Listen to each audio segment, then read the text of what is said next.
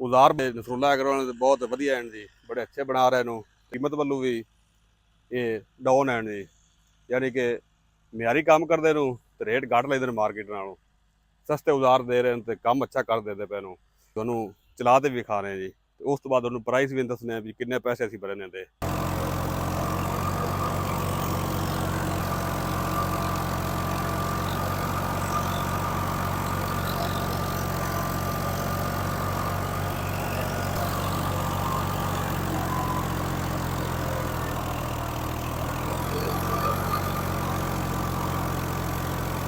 अस्सलाम वालेकुम जी, तो की हाल सारे दोस्तों का। तो मैं तो अपना वीर भरा राय आदम खरल, तो आप देख रहे हैं स्मार्ट किसान पी के।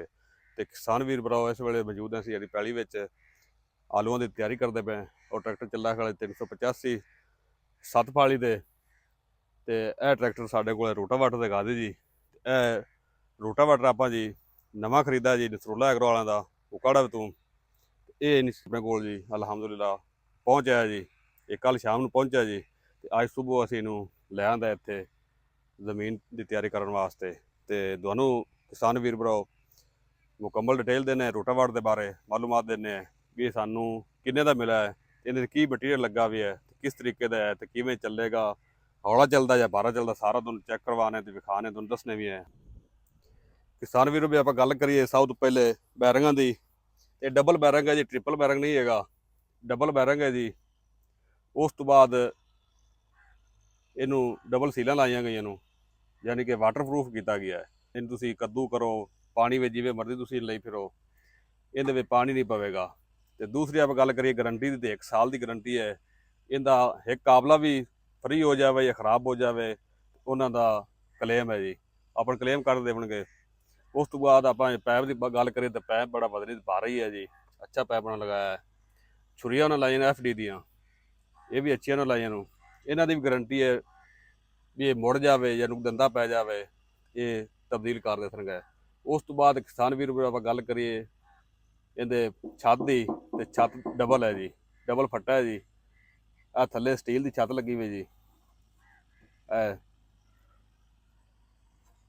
ਉਸ ਤੋਂ ਬਾਅਦ ਪਿਛਲਾ ਫੱਟਾ ਇਹ ਵੀ 12 ਲੱਗਾ ਹੋਇਆ ਜੀ। ਗੇਅਰ ਬਕਸਾ ਵੀ ਜਿਹੜਾ ਕਿਸਾਨ ਵੀਰ ਵੀ ਅੱਛਾ ਲੱਗਾ ਵੀ ਹੈ, ਉੱਤੇ ਪੈਪ ਅੱਛਾ ਲੱਗਾ ਹੋਇਆ ਹੈ।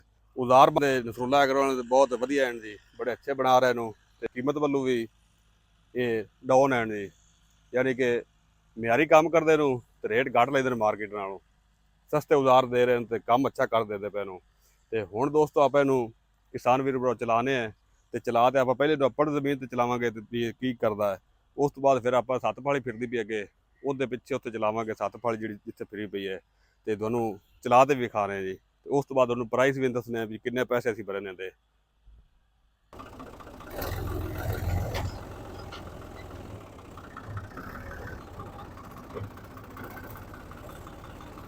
ਦੋਸਤੋ ਆਪਾਂ ਪਹਿਲਾਂ ਲੋ ਲਾ ਲਿਆ ਟਰੈਕਟਰ ਦਾ, ਸਾਰੇ ਗੇਅਰ ਵਿੱਚ ਚੈੱਕ ਕਰਦਾ ਜੀ।